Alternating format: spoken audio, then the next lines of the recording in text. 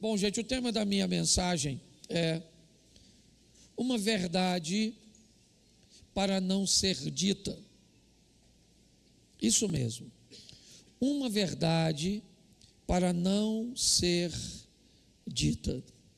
A minha temática hoje tem o interesse de mostrar a você que existe um sistema montado para que você não tenha acesso a essas informações. Ou se tenha acesso a essas informações, você não acredite nelas. Essas informações não ganhem de você o crédito. Porque, munido dessas informações, reconhecendo e tomando postura, inevitavelmente, Deus vai conduzir a sua vida para um próximo nível. Então essa é uma verdade perigosa, é uma verdade ameaçadora à ação do mal, ao agir de Satanás. Então não há nenhum interesse do maligno de que tenhamos o entendimento disso. Vocês lembram que no Novo Testamento nós temos textos como o príncipe deste século cegou o entendimento das pessoas, para que elas não conseguissem receber a informação de uma forma que conseguissem colocar em prática na sua vida, porque quem perderia com isso seria Satanás.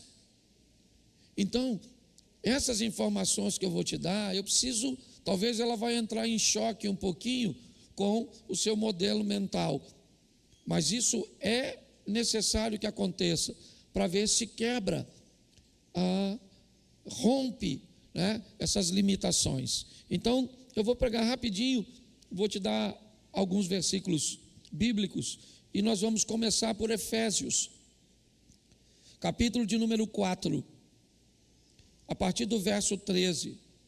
Diz: até que todos cheguemos à unidade de fé e do pleno conhecimento, certo? Do Filho de Deus, a perfeita varonilidade, à medida da estatura da plenitude de Cristo.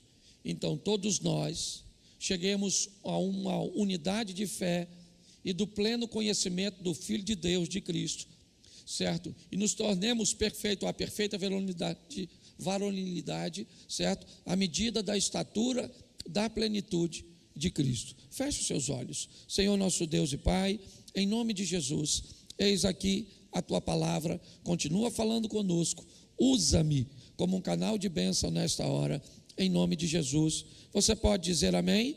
Isso. A minha tradução, ela diz o seguinte: até que todos cheguemos à unidade da fé, ao conhecimento do Filho de Deus e ao homem perfeito. A perfeita varonilidade ali, ao homem perfeito.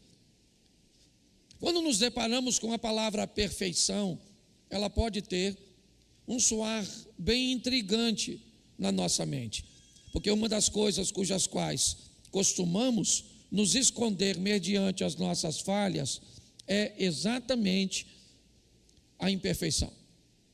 Somos imperfeitos, ninguém vai achar ninguém perfeito, mas o texto bíblico diz que nós podemos chegar num ambiente de fé e de conhecimento do Filho de Deus, que pode nos fazer encontrarmos com a tal perfeição. Essa é uma proposta bíblica. Isso não quer dizer que nós não vamos pecar, não é isso, mas que nós conseguiremos reduzir isso de uma forma bem expressiva, a ponto de não precisarmos dessa desculpa para justificar, certo, as coisas. Não, eu sou desse jeito porque eu não sou perfeito. Também está querendo perfeição de mim? Ninguém é perfeito. Me parece que a Bíblia não concorda muito com essa posição, tá certo? A proposta dela é que sejamos santos como Deus é santo, é que cheguemos a um ambiente onde vamos reduzir os nossos erros num nível que muitas vezes nem será possível de visualizá-los, a olho nu. Essa é a grande verdade. Quando olhamos para o Velho Testamento, era muito fácil de enxergar um adúltero, sim ou não? Porque um adúltero no Velho Testamento, ele era considerado alguém que manteve um relacionamento, né, com uma mulher que não era a sua, né? Ela era casada ou ele casado. O Novo Testamento, ele dificultou muito isso, porque ele disse: se eu olhar para uma mulher casada e cobiçá-la, eu já adulterei. Sim, mas note que se eu olhar para uma mulher casada e cobiçá-la, é uma coisa e uma informação que o Cláudio pode não ter, a Poliana pode não saber, certo? Se nós olharmos e pensarmos assim, essa questão virou algo muito particular entre eu e Deus. O Velho Testamento diz: não matarás. O Novo Testamento diz que se eu irar contra meu irmão, eu já o matei. Eu matei meu irmão de fato? Não. As pessoas talvez sequer saibam que o meu ódio para com o outro, ele existe. Mas isso ficou entre eu e Deus. Então, me parece que o primeiro estágio dessa tal santidade e perfeição é removermos o pecado e essas ações de fora e transportarmos essas ações e pensamentos para dentro. Aquele que controla as suas palavras, certo? Se torna um homem que tem controle de sua vida. Muitas vezes você vai olhar para pessoas e você não vai enxergar nelas seus erros. Mas como essa pessoa não pode errar? Como ela pode não pecar? Ela conseguiu desenvolver um estilo de vida, certo? Que ela fez com que tudo o que ela gerencia está por dentro e não por fora. Ela conseguiu administrar tudo isso. Mas o que é isso? Isso é uma verdade perigosa, porque isso pode mostrar para as pessoas que é possível. E quando eu mostro para alguém que as coisas são possíveis, eu crio um sistema desafiador, porque aí os jovens começam a descobrir que é possível, e eles começam a procurar aquilo que por longo tempo não acreditavam que podia ser. Quando eu começo a mostrar para as pessoas um casamento satisfatório depois de 30, 40 anos de casado, um nível de comunhão, de intimidade satisfatório, um nível de respeito satisfatório, eu passo uma mensagem muito perigosa para a sociedade. Que mensagem é essa? É possível viver desse jeito. E pior, as crianças estão descobrindo que pode. E se as crianças descobrirem que pode, elas podem começar a procurar esse tipo de vida. Então essa é uma verdade que a mídia não quer que ninguém saiba, até pelas informações que eu vou te oferecer agora. Então a palavra perfeição, ela não é uma brincadeira, não. A palavra perfeição aqui, ela não é uma linguagem figurada, não, ela é uma linguagem literal. Nós podemos nos aproximar da fé e da comunhão com o Filho de Deus de tal forma que alcancemos uma postura de varão perfeito. E ser alguém perfeito não nos dá por nós mesmos condições de entrar no reino de Deus. Por favor, certo? Sua teologia está atrapalhada. Você vai precisar do sangue de Cristo, seja você quem for. Mas essa é uma verdade extremamente perigosa. Por quê? Porque a Bíblia apresenta, certo, uma proposta de prosperidade, plenitude e felicidade. Porém, há uma campanha montada para combater isso. Pois quem encontra este lugar, certo, ele vai disseminar algo extremamente perigoso, porque é um lugar. Jesus disse algo muito precioso nesse texto, João 15, 4. Preste atenção. Permanecei em, e eu permanecerei em. Como um ramo não pode produzir fruto de si mesmo, se não permanecer na videira, assim vós, ou nem vós, o podeis dar, se não permanecerem em. Então preste atenção. Eu quero que você entenda alguns estágios e quero ser claro. Você começa andando com Deus. Repita, eu começo andando com Deus. Eu termino andando em Deus. Cristo começa andando comigo. Depois ele começa a andar em mim. Lembra? Lembra disso? Está contido e contém? Lembra? Então entenda bem. A nossa primeira caminhada é a caminhada de eu estou com Deus. Deus está comigo, tá certo? Tá bom? Mas à medida que você vai desenvolvendo, Ele não está mais com você. Agora Ele vai estar em você. Esse é um outro nível. Então me parece que essa tal plenitude, felicidade, prosperidade é um lugar. Porque eu estou em onde? Em Cristo. E no lugar que Ele vai me colocar. Então quando é que eu descubro que essas coisas estão acontecendo e que eu estou sendo puxado para esse novo estágio? Eu já andei com muita gente que anda com Deus, mas depois de um tempo eu comecei a andar com gente que andava em Deus, e eu comecei a ver a diferença. Todos são crentes, todos vão para o céu, mas havia uma diferença nítida, clara, certo? Do estilo de vida de quem anda com Deus e do estilo de vida de quem anda em Deus. Que Deus está nele e não simplesmente com ele. O que é que acontece com essas pessoas quando elas começam a andar em Deus? Quando Deus não está mais com ela, simplesmente estar nela. A primeira coisa que eu vejo é: diminui drasticamente nessas pessoas o desejo de ter as coisas. O significado das coisas para essas pessoas, elas diminuem. Não que elas não sejam importantes, elas não são mais prioridade. As pessoas, elas querem, elas almejam, elas têm seu interesse, isso faz parte da vida, mas não há mais prioridade nisso.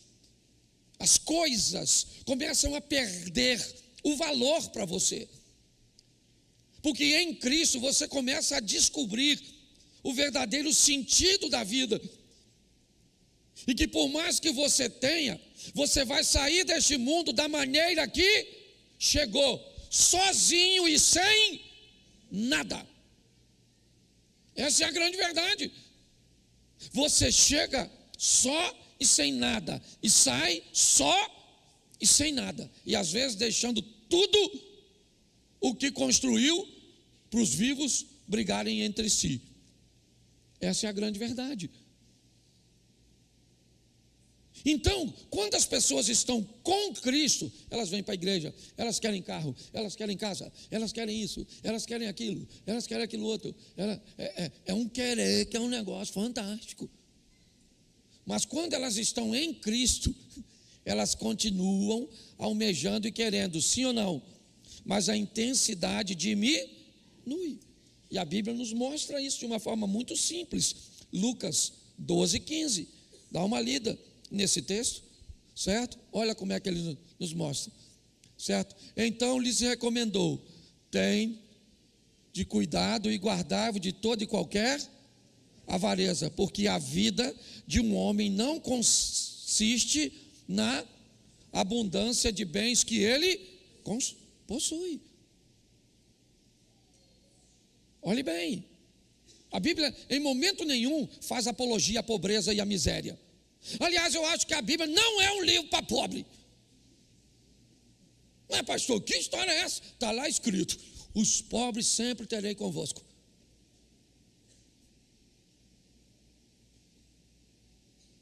Pegou? Se eu li e a Bíblia diz, os pobres sempre terei contigo, isso significa que eu não sou. Certo? Você entendeu? Ou vai falar que eu estou discriminando os pobres? É que eu fiquei preocupado. Certo? Mas a grande verdade é essa. A mensagem bíblica é uma mensagem de prosperidade, de avanço, de conquista, de crescimento. É isso. Em algum momento alguém deformou isso, inibiu as pessoas, começaram a comparar, certo? E a medir as pessoas de forma errada. Deus não está preocupado com o seu tamanho. Deus não vai olhar seu tamanho, Ele vai olhar seu peso. Essa é a verdade. São os nossos valores, os nossos princípios. E a Bíblia está dizendo, vocês acautelai-vos da avareza, porque a vida de qualquer um não consiste na abundância de seus bens. Então, perto de Deus, as coisas materiais, elas já não são mais tão relevantes como eram antes. Elas são importantes, eu vou lutar, certo? Por isso, não estou querendo reduzir, né? Ninguém não. Mas eu preciso te mostrar isso. Pessoas espirituais em Deus precisam de menos coisas materiais. Pelo menos para alimentá-las, certo? Para satisfazê-las. Essa é a verdade. Mas qual é o perigo disso? Qual é o perigo de você ir para esse ambiente onde as coisas materiais já não são tão importantes? Você para de comprar.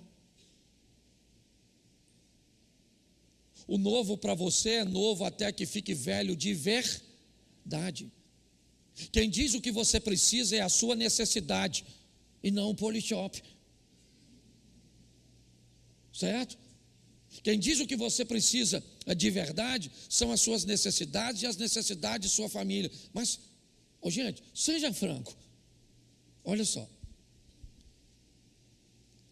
Você tem o iPhone, o top hoje qual é? 15, 16, o que é? Qual é o último iPhone que saiu? 15, o 15. O iPhone 15. Isso. Tem 5 anos que saiu o 14? Não? O 14 saiu 3 anos atrás? O 14 saiu 2 anos atrás? O 14 saiu há quanto tempo atrás? Quanto tempo? 1 ano? Aproximadamente 1 ano? Certo? E aí eu quero te perguntar, quem tem um 14? Eu tenho. Aqui. Esse dia o cara falou para mim, pastor, o senhor tem um iPhone 14? O 15 já saiu. Eu falei, vai sair 16, 17, 18, ele vai continuar saindo, vai continuar saindo, e vai continuar saindo. E ele me olhou assim com a cara de quem fosse muito melhor do que eu por causa de um telefone. Que coisa louca é essa? E tu, então, tu tem às vezes um Motorolinha? Tira do bolso, se tocou, você fala, cala a boca, miserável. Gente, dá licença. Eu não entendo o Motorola, pelo amor de Deus, não estou ofendendo ninguém não, tá certo? Eu só estou querendo mostrar para onde é que nós fomos. Às vezes o que temos nesse ambiente globalizado tem mais a ver com os outros do que com você. É ou não é? Viajando por esse Brasil, eu já quis morar em tanto lugar, irmão. Pensa, eu chegava na casa de um cara, falei, caraca, maluco, fazer uma piscina dessa. Que quarto, meu Deus, que quarto. Entendeu? Aí eu viajava para outro lugar, falei, meu Deus, é aqui que eu quero morar. Nossa, que piscina, que quarto, que... Depois eu falei, eu contei uma história que o pessoal até riu muito. Eu viajei, o cara me levou para andar de lanche de jet ski. O cara mandou eu deitar numa lancha assim, irmão, assim, ó, na frente. E ele puxou a lancha, eu vi a lancha fez assim, ó. Foi aqueles pinguinhos em mim assim. E eu falando, Jesus, se eu fui pobre, eu não me lembro. E aquela coisa fantástica, sensacional, extraordinária. Quando ele estacionou a lancha, sabe o que ele falou comigo? Não quer andar de jet ski, não? Eu já estou molhado, maluco. Eu, na verdade, vamos para o jet ski. A lagoa não é uma lagoa particular, porque eu não tenho autorização, tem que ter. Falou, aqui você pode andar. Lagoa é nossa. Falei, lagoa é nossa, maluco. É isso aí, mano. Certo? Tamo junto. No final, eu achei tão legal o jet ski que eu perguntei. Falei, rapaz, que troço bom. Ele falou, por que você não compra um? Eu falei, é muito caro. Quando ele falou o preço, eu falei, não é caro não. Dá para pensar em comprar. Voltei para casa, falei, vou falar com Mary vai ficar doidinha quando eu falar com ela que nós vamos comprar um jet ski que é maneiro, que molha a gente assim nos pinguinhos. Cheguei em casa, uma pensa, querida, vou comprar um jet ski. Ela falou assim, e nós vamos andar onde? Aqui em Xerém.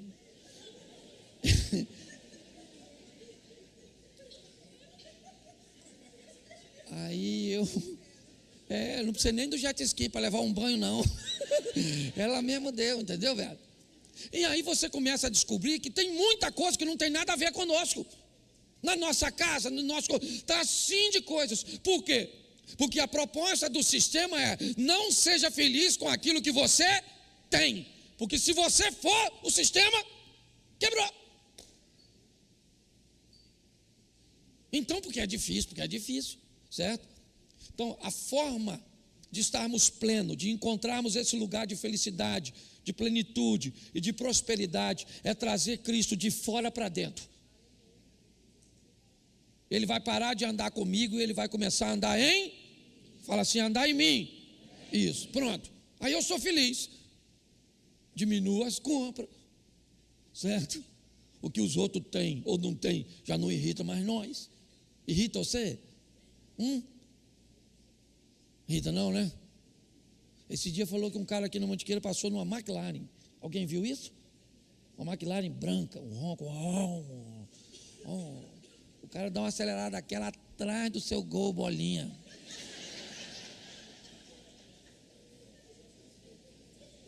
Não parece que tu precisa daquela McLaren? Não parece?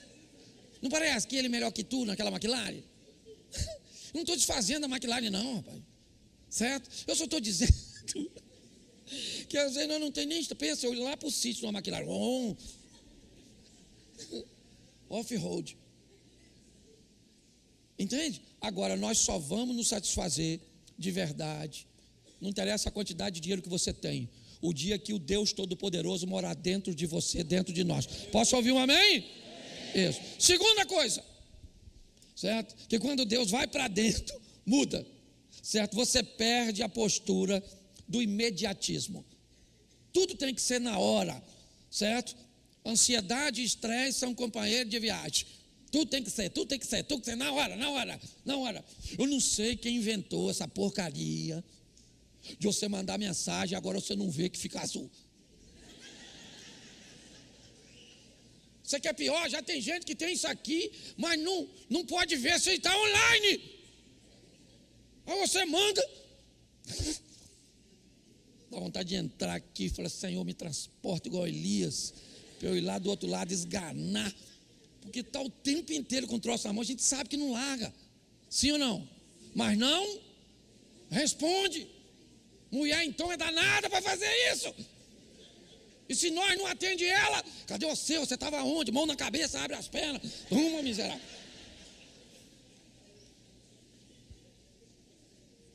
Então deixa eu falar uma coisa com você, brincadeiras à partes. Filipenses 4:6. Está aí, ó, para nós. Não andeis ansiosos de coisa alguma. Em tudo, porém, sejam conhecidas diante de Deus as vossas petições. Preste atenção, continue orando e apresente tudo diante de... É isso, a oração está lá, ó. Diante de Deus as vossas petições pela oração e súplica com ações de graça. Não está dizendo para você não orar. Ore, apresente a Deus. Porém não ande ansi, porque sabe que Deus está no controle de todas as coisas. Agora, se nós não prestarmos atenção, esse ambiente moderno ou pós-moderno nos deixou doente, com a necessidade de uma resposta e de um acontecimento imediato. E a única maneira de fazer isso, gente, de conseguir esse estilo de vida é pegando um Deus de fora e levando para dentro. Aí você não anda ansioso por coisa alguma. Você continua orando, certo? Clamando, suplicando, mas você está tranquilo, porque sabe que o Deus que você serve te ouve, e aquele que há de vir virá e não tardará. Mas se não tivermos isso, seremos crentes, sim ou não? Iremos para o céu, sim ou não? Mas vamos ter uma vida de ansiedade. E aí eu preciso de revelações. Claro. Por quê? Porque Deus revela, sim ou não? Isso, mas eu tenho que estar atrás dessas procuras. Por quê? Porque Deus é sempre alguém fora de mim, é sempre alguém que está comigo. Quando Deus sai desse ambiente externo e entra, eu continuo respeitando o ambiente das revelações, o profético, os dons, sim ou não? Mas eu não vou atrás dele. A Bíblia diz que as bênçãos do Senhor me seguirão. É assim que funciona. Está certo? Então, é importante que nós venhamos entender isso. Provérbios, bota aí 21:5. Está aí, ó. Isso. Os planos do diligente tendem à abundância, mas a pressa excessiva à pobreza. Está lá, o diligente, o cara que tem foco, o cara que vai. Está certinho. Os dois estão fazendo. Sim. Ok? A execução está acontecendo com os dois.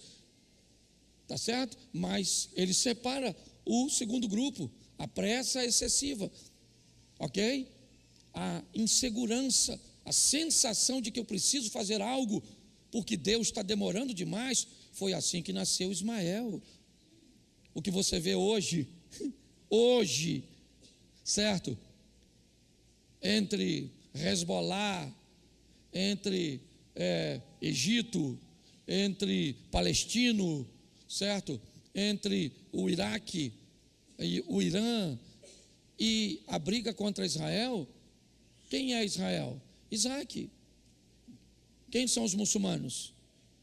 Ismael. Tá certo? Por quê? Porque alguém não suportou aguardar, esperar, certo? Foi isso que aconteceu. E aí nós temos os desgastes.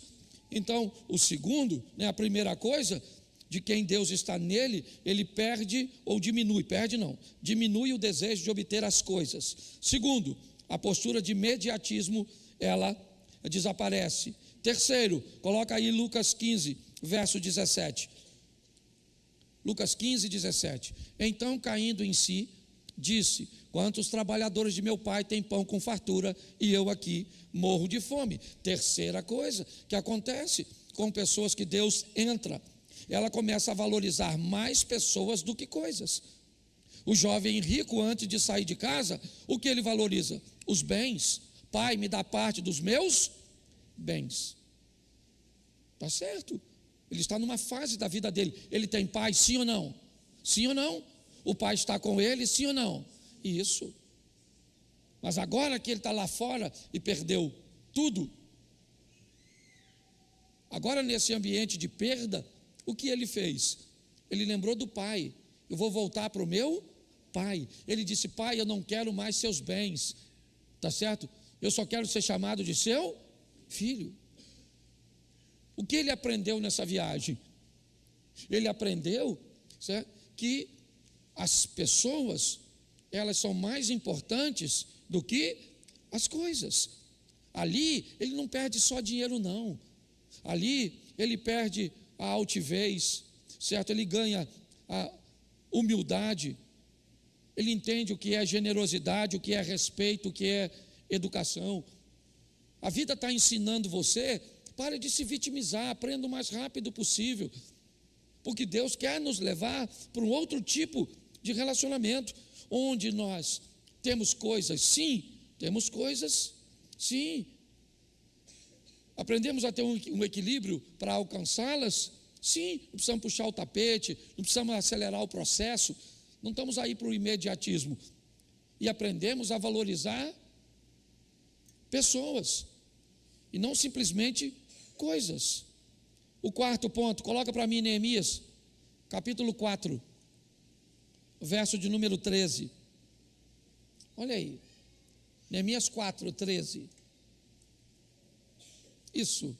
Então pus o povo por famílias, nos lugares baixos e abertos por detrás do muro, com as suas espadas e as suas lanças e os seus arcos.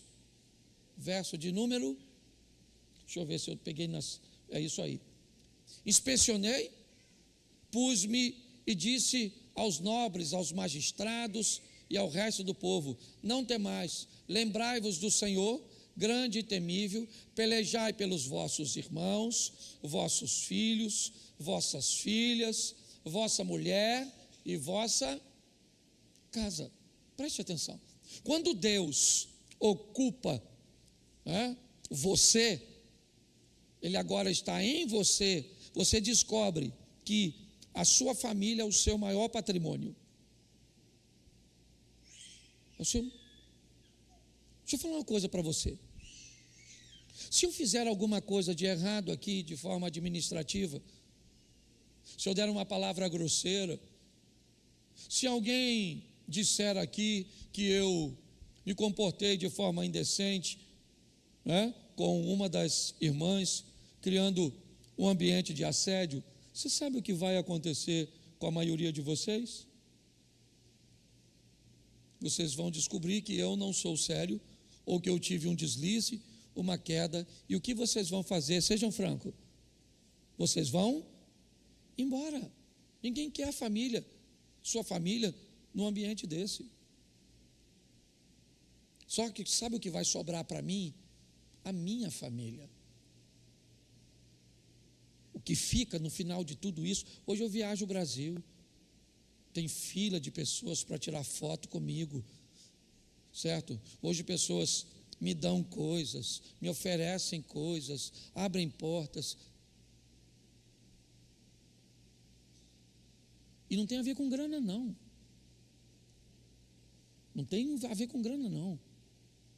Aqui, é meu amigo, eu posso falar, não vou usar nome. Aqui tem camarada que hoje está mais rico do que era antes.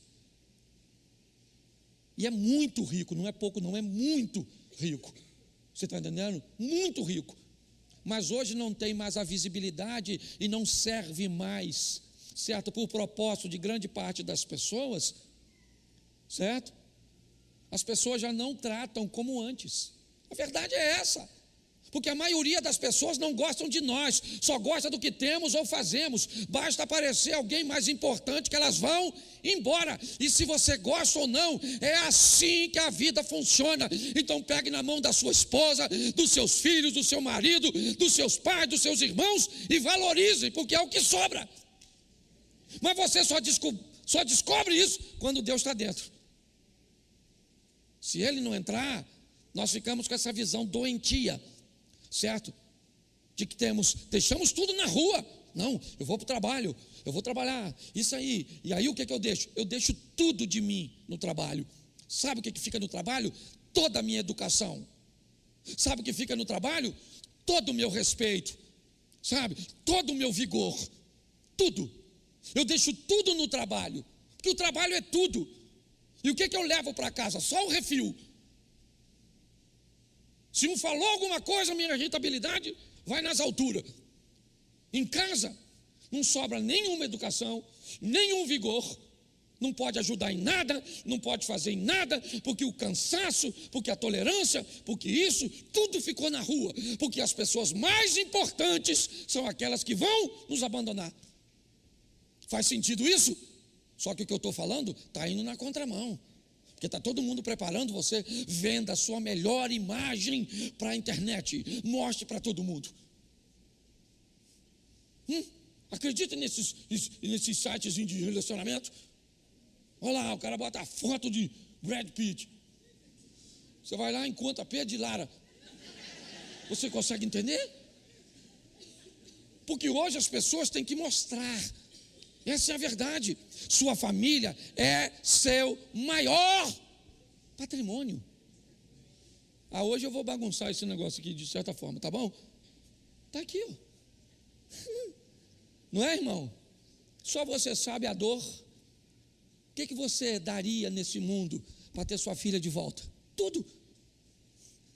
Talvez até a sua própria vida, para trocar por ela.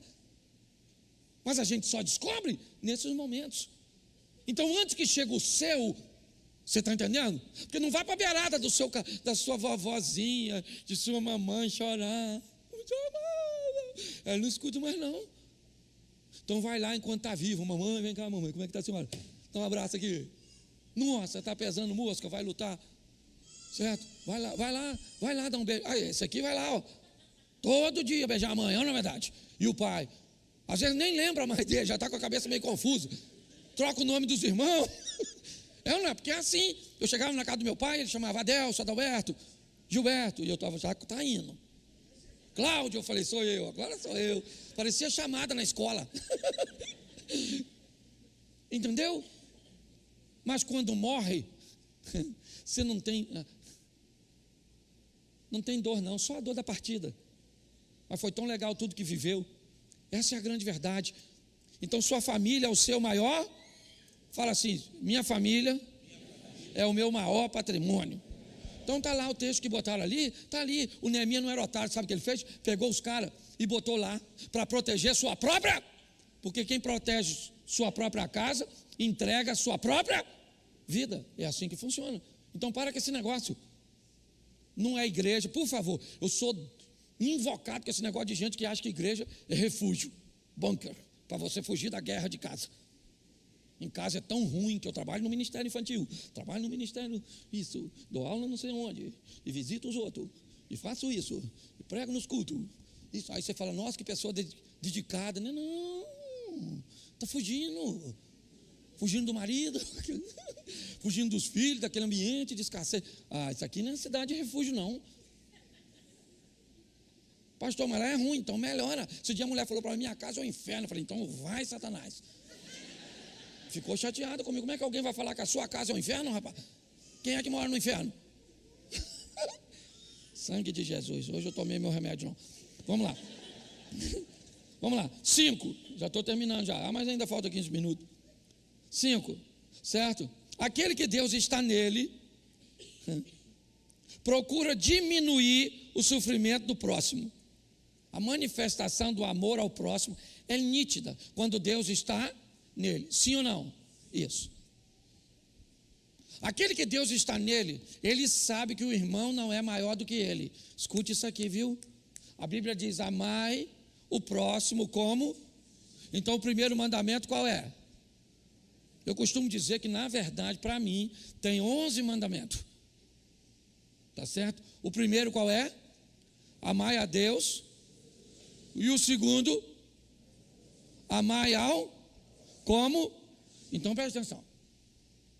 Amai ao próximo como a ti. Primeiro eu amo quem?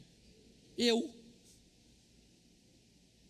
Nesse texto você vê duas orientações. Ame o próximo como você ama você. Então você ama primeiro a... Vamos na ordem direitinho. Você ama primeiro a... Depois... E depois...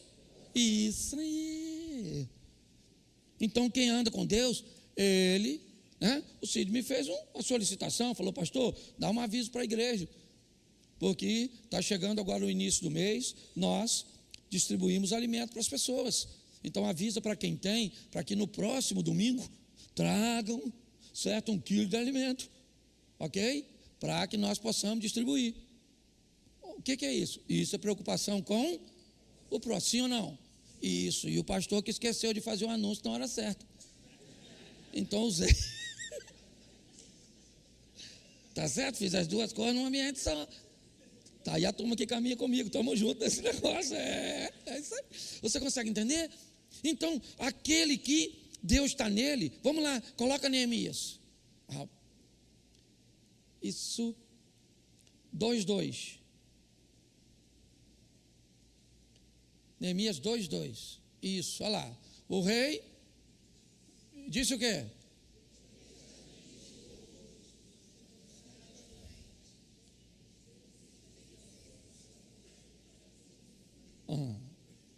Entendi. rei me disse: por que está triste o teu rosto, se não estás doente?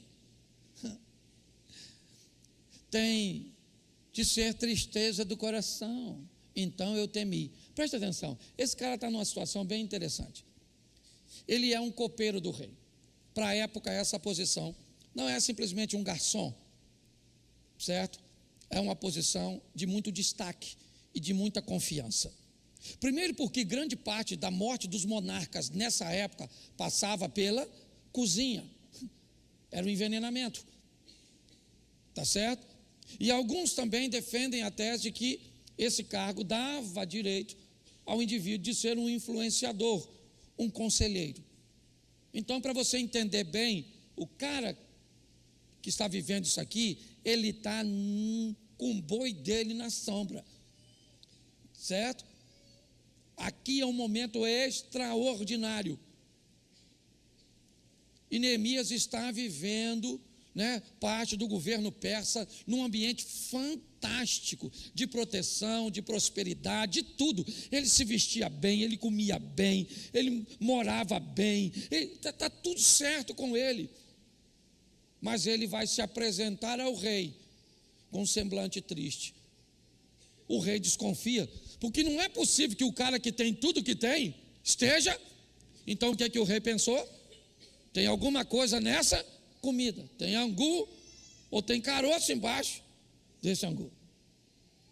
Quando ele apresenta triste, o rei me perguntou: por que você está triste se você não está doente? Eu estou vendo que isso é uma preocupação, é uma tristeza do seu coração.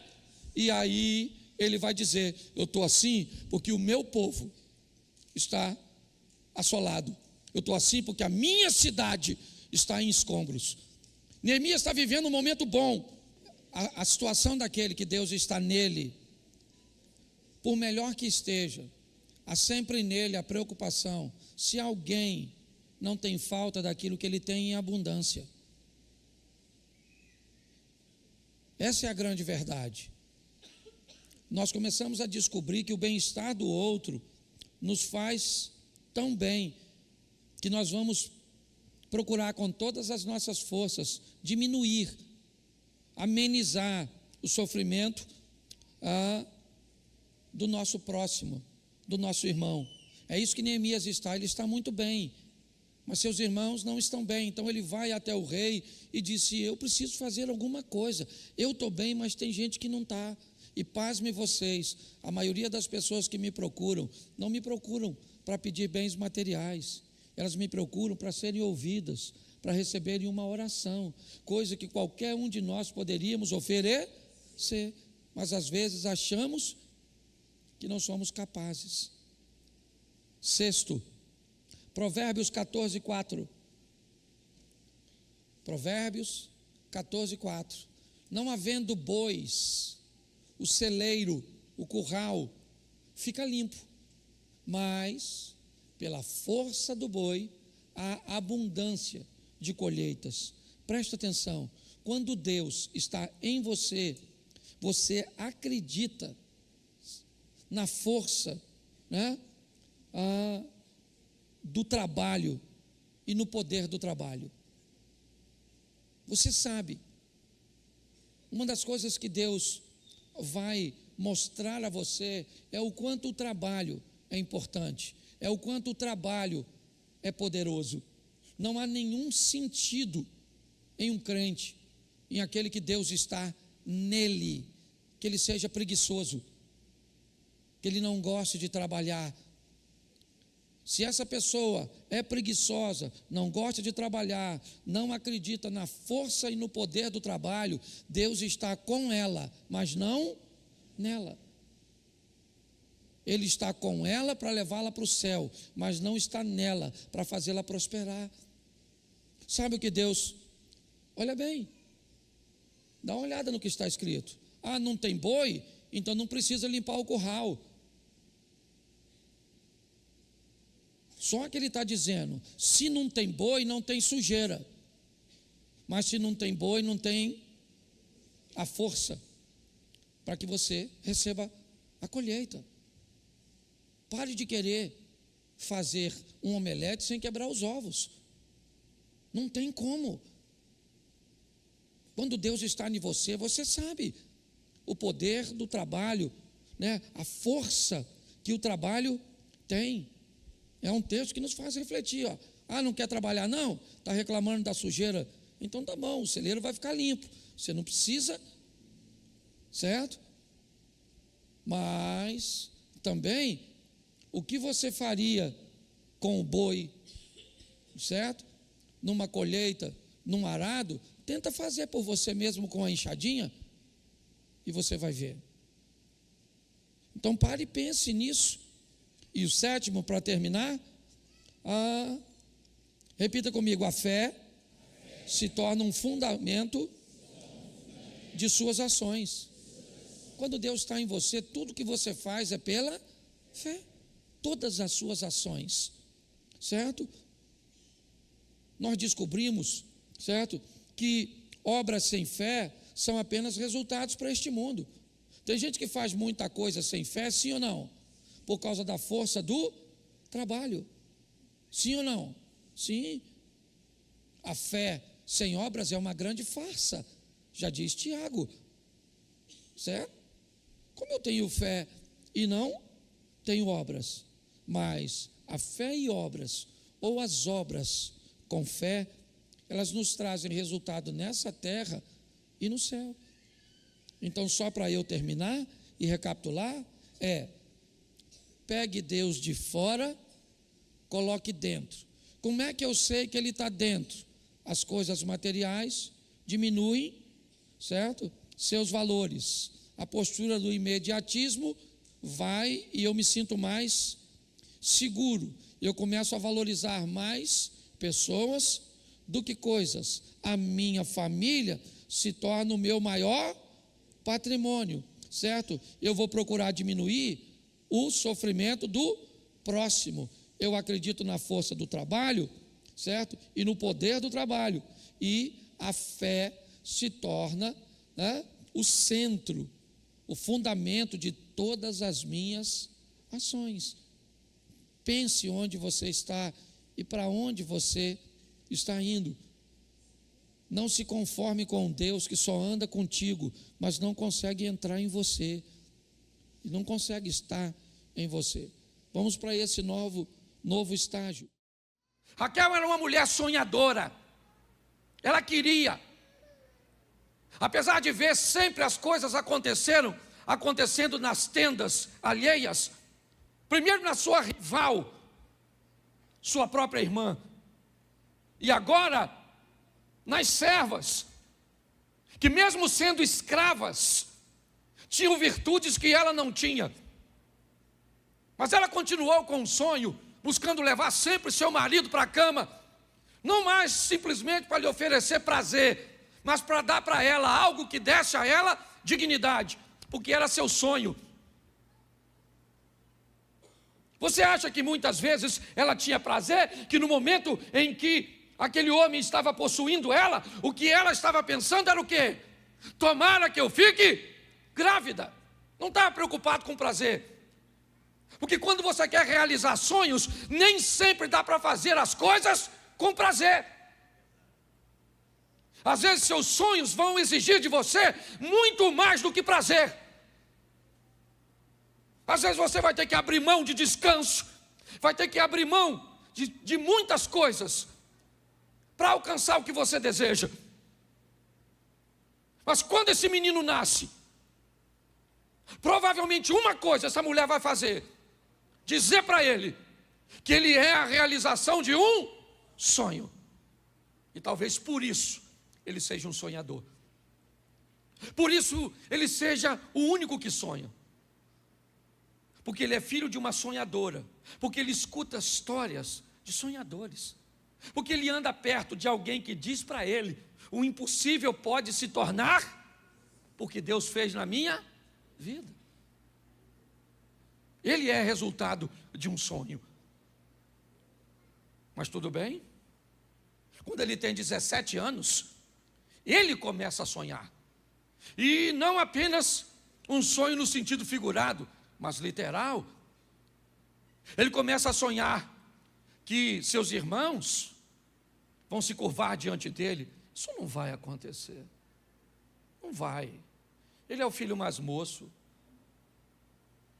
Ele tem muita gente à frente dele para assumir o governo do clã. Não, essa história é conversa fiada. Ele deve ter comido alguma coisa que não caiu muito bem. Se ele contasse o que ele sonhou, seus irmãos disseram: o que é isso, cara? Quem é que você pensa que é? Você acha que você é melhor do que nós? Ele também não entendeu o que estava acontecendo. Ele sonha novamente. E agora ele sonha com sol, lua e estrelas. 2 astros de governo e 1 de direção. Agora as coisas estão ficando mais claras. Talvez não para ele, mas para nós. José vai ser governador de onde? Da casa dele? É o máximo que vai ser. Provavelmente não tem muita preocupação com isso, mas ele está sonhando, vivendo num ambiente que não é dos melhores. Sim, é isso. Ele está ouvindo histórias e uma perspectiva de algo grande, mas vivendo no meio de gente que pensa pequeno. Todas as vezes que você tiver uma perspectiva grande, perto de um ambiente de pequenez, pode ter certeza que vão tentar te abafar, te diminuir. Porque muito pior do que você se tornar grande, é você se tornar grande perto de alguém pequeno. É um grande desafio. Mas o texto diz que ele é o mais novo, sim. E o que ele tem ao redor? Irmãos, o que ele tem ao redor? Pessoas com comportamento ruim. O que ele tem? Modelos estragados, tóxicos. Onde? Ao redor dele. Na vizinhança, na escola, na universidade, no trabalho, na igreja, na família. Se você quer alcançar seus sonhos, aprenda a sobreviver os exemplos ruins perto de você. E você vai tê-los. E eles serão uma boa desculpa para você se tornar um derrotado. Uma derrotada. Eu não venci porque ninguém venceu. Eu não venci porque meu pai não pôde pagar uma escola. Eu não venci porque, eu fiz isso, fiz aquilo outro. Tá bom. Qualquer justificativa que justifique seu fracasso, ele continua sendo fracasso. Você pode ter certeza que perto de você sempre vai ter uma pessoa ruim para te oferecer algo que faça com que o que Deus tem para você não se cumpra. Como essa pessoa aparece? Como a melhor pessoa do mundo. É alguém para te exercer influência. Ela tem que ser descolada, ela tem que ser bonita, ela tem que ser legal, o ambiente tem que ser favorável, porque é para acabar com o seu sonho, é para destruir a vida de um filho de Deus, que é você, que sou eu. Sim, é nesse ambiente. E o texto diz que José, como Noé e como outros, como Elias, se mantém firme num ambiente onde as coisas estão ruins. Porque é isso. Vamos criar um ambiente global. Pense o que todo mundo está pensando, fale o que todo mundo está falando, veja o que todo mundo está vendo, seja manipulado. E mais legal de tudo isso, seja manipulado por uma estrutura que faz com que você pense que você é capaz de pensar o que deseja, ou fazer o que quer. Mas não, o verde que você usa hoje e que está na moda, não foi decidido por você. Foi um grupo pequeno que decidiu em salões de moda, em Milão, Paris, Nova York, São Paulo, quando chega a Fashion Week, a semana fashion da moda. É isso. Nós usamos o que os outros querem que use, comemos o que eles querem que comamos, acreditamos no que eles querem que acreditamos. Um grupo pequeno determina. E somente os que veem, e aliás, hoje tem tanta gente andando na contramão, que quem está andando hoje na mão certa, é que parece que está errado. Hoje qualquer coisa que vá em confronto com a opinião de massa, é discurso de ódio. Não existe mais a expressão, ou me expressar. Não existe mais. Se eu me expresso de uma forma que não condiz com o pensamento pré-programado, eu sou fascista ou fascista. Eu sou retrógrado, ultrapassado, eu sou isso, eu sou aquilo. Eu tenho que aprender que eu estou no meio de um povo, mas eu preciso saber como vou me comportar com ele. Se você não sabe se comportar bem na universidade, não vá para ela. Se você não é capaz de se comportar bem no ambiente, e se ele pode te corromper, se você não tem maturidade, não vá. Essa é a grande verdade. José é alguém que sobrevive tudo isso, mas ele está pressionado. Ele está pressionado por quê? Porque ele não cumpre o padrão. Ele é a exceção, a regra. Ele tem 10 irmãos e uma irmã até o presente momento. Não sei qual era o comportamento de Diná, mas Rubem, Simeão, Levi, Judá, Isacar, Zebulum, Gade, Azer, todos eles, menos Benjamim, que vai nascer depois. Mas ele entendeu que ele era alguém diferente e pronto. Sim, se você é diferente, vão te chamar de feio. Sim, é a história do pato. É a história do patinho, que nunca foi pato, mas que como vivia como patos, precisava parecer com pato. Mas ele nunca foi pato, ele sempre foi cisne. E como cisne, ele era feio, porque ele era diferente. É isso. Você vai para um lugar onde tem um protocolo, se comporta diferente. Você é feio.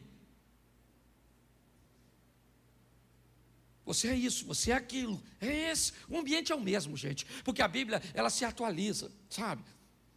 É que o seu celular pede atualização, e a Bíblia não precisa. Ela se atualiza por si mesmo. O livro mais atual, a Bíblia é mais atual que o jornal de amanhã, se você quer saber. E assim, é nesse ambiente, e nesse ambiente, esse cara não vai a lugar nenhum. Então Deus diz, não dá para ficar mais aí. Porque eu mudei a vida de Abraão assim, eu mudei a vida de Ruth assim. Todas as vezes que eu quero mudar a vida de alguém, eu preciso tirar gente que não cabe na sua vida, pelo menos no momento atual.